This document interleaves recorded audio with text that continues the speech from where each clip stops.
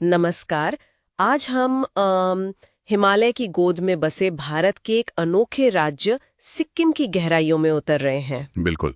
और हमारे पास जो लेक है सिक्किम, हिमालय का हरा भरा रत्न, उसके कुछ अंश इस पड़ताल में हमारी मदद करेंगे। हाँ। हम समझने की कोशिश करेंगे कि कैसे एक स्वतंत्र राजशाही से सिक्किम भारत का अभिन्न अंग बना, और ये भी कि कैसे ये टिकाऊ विकास का एक बेहतरीन उदाहरण बन गया है। सही कहा।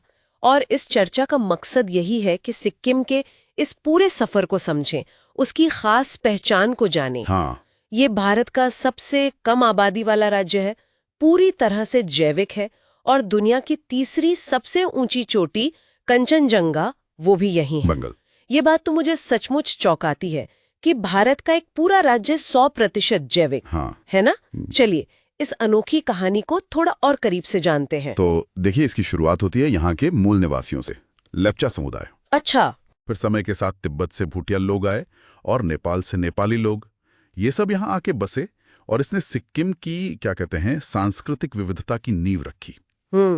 फिर एक संगठित राज्य के तौर पर इसका उदय हुआ 1642 में, जब फुनसोग नामग्याल पहले चोग्याल बने। चोग्याल यानी धर्मराजा। चोग्याल। हाँ, और यहीं से नामग्याल वंश का शासन शुरू हुआ। और ये शासन कोई छोटा मोटा नहीं, बल्कि 330 साल से भी ज्यादा चला। जी हाँ, बिल्कुल। इसका मतलब तो ये हुआ कि तिब्बत और भूटान के साथ इनके गहरे संबंध रहे होंगे, सांस्कृतिक भी, राजनीतिक भी। निश्चित रूप से। तिब्बत के साथ तो खासतौर पर धार्मिक और सांस्कृतिक जुड़ाव बहुत ही मजबूत था। लेकिन जैसा होता है, इतिहास हमेशा शांत नहीं रहता। सिक्किम को अपने पड़ोसियों से, मतलब नेपाल और तिब्बत से, संघर्ष भी करना पड़ा। और बाद में 19वीं सदी में ब्रिटिश ईस्ट इंडिया कंपनी का प्रभाव बढ़ा, अंग्रेजों का। हाँ। और दिलचस्प बात यह है कि अंग्रेजों ने सिक्किम पर पूरा कब्जा नहीं किया। उन्होंने इसे एक संरक्षित राज्य बनाया, प्रोटेक्टरेट, जैसे भूटान था। अच्छा, प्रोटेक्टरेट। हाँ, मतलब राजशाही तो बनी रही, लेकिन विदेश नीति और रक्षा जैसे मामले अंग्रेजों के नियंत्रण में आ गए। अच्छा, तो फिर 1947 में जब भारत आजाद हुआ, तब सिक्किम का क्या हुआ? क्या वो फौरन भारत का हिस्सा बन गया? नहीं, तुरंत नहीं। भारत की आजादी के बाद भी सिक्किम ने अपनी राजशाही कायम रखी। फिर 1950 में भारत और सिक्किम के बीच एक संधि हुई। संधि किस बारे में? इस संधि के तहत सिक्किम भारत का संरक्षित राज्य बना रहा। मतलब भारत ने रक्षा, विदेश मामले और संचार की जिम्मेदारी संभाली। और अंदरूनी मामले? वो चोग्याल के हाथ में रहे। ये व्यवस्था करीब 25 साल चली। तो फिर ये व्यवस्था बदली कैसे? मतलब विलय की मांग क्यों उठी? संरक्षित राज्य का दर्जा तो ठीक ठाक लग रहा था। यही कहानी दिलचस्प होती है। 1960 और 70 के दशक में ना, सिक्किम के अंदर राजनीतिक चेतना बढ़ने लगी। लोकतंत्र की मांग जोर पकड़ने लगी। लोकतंत्र की? हाँ, खासकर जो नेपाली मूल की आबादी थी, जो राज्य में बहुमत में थी, उन्हें लगने लगा कि राजशाही में उनके हितों की अनदेखी हो रही है। उन्हें शासन में पर्याप्त प्रतिनिधित्व नहीं मिल रहा था। ये असंतोष बढ़ता गया होगा फिर। हाँ, बिल्कुल। और इसी असंतोष का नतीजा थी 1975 की घटनाएं। अच्छा, वो निर्णायक मोड़, वो कैसे आया? हुआ ये कि राजनीतिक अस्थिरता और प्रदर्शन इतने बढ़ गए कि महल के बाहर हिंसा जैसी स्थिति बन गई।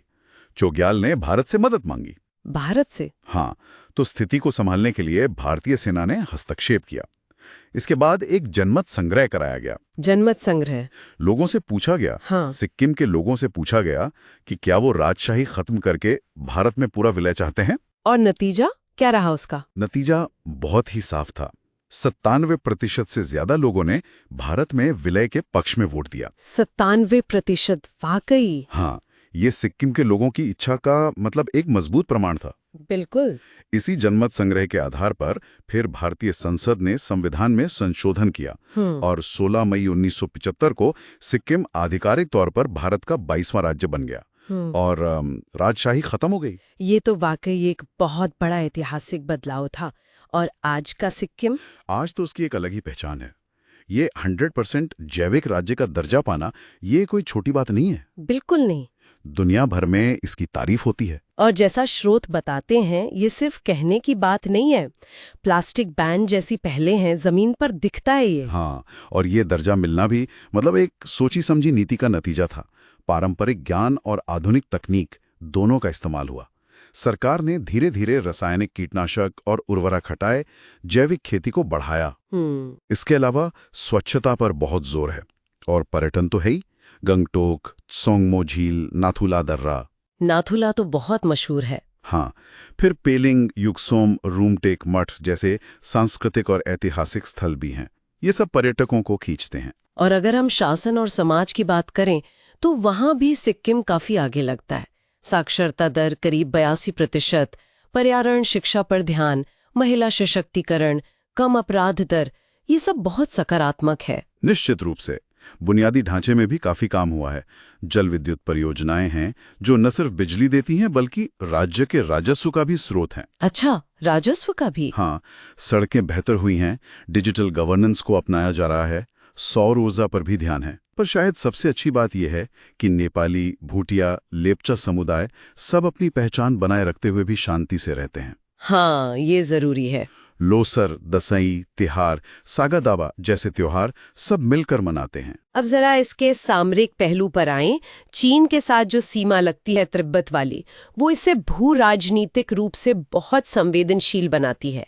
नाथुला, डोकलाम, ये नाम सुनते ही हैं हम। बिल्कुल सही। ये सिर्फ सीमा की निगरानी का मामला नहीं है।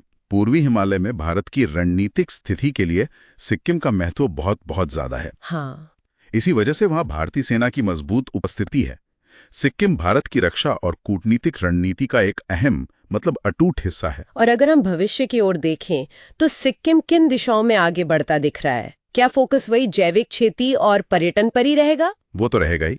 खासकर हरित अर्थव्यवस्था पर जोर है, जैसे जैविक उत्पादों का निर्यात बढ़ाना, इको टूरिज्म को और विकसित करना। इको टूरिज्म जैसे होम स्टे को बढ़ावा देना, मड सर्किट बनाना, साथ ही जल विद्युत क्षमता का और विकास करना, और युवाओं के लिए शिक्षा और कौशल विकास, खासकर वोकेशनल ट्रेनिंग और हायर एजुकेशन, ये भी प्राथमिकता में है। तो संक्षेप में अगर कहें तो सिक्किम की कहानी सिर्फ भारत में विलय की कहानी नहीं है। नहीं, ये एक ऐसे राज्य के निर्माण की कहानी है जो स्थिरता, शांति, सांस्कृतिक समृद्धि और पर्यावरण संरक्षण का एक मॉडल बन गया है। बिल्कुल।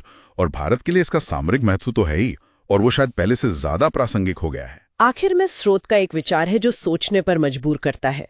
वो कहते हैं सिक्किम दुनिया को दिखाता है कि सबसे छोटी जगहें भी सबसे बड़ा प्रभाव डाल सकती हैं। गहरी बात है। हाँ, ये शायद इस बात का सबूत है कि प्रकृति और प्रगति के बीच संतुलन साधना वो न सिर्फ मुमकिन है बल्कि शायद यही आगे का रास्ता भी है।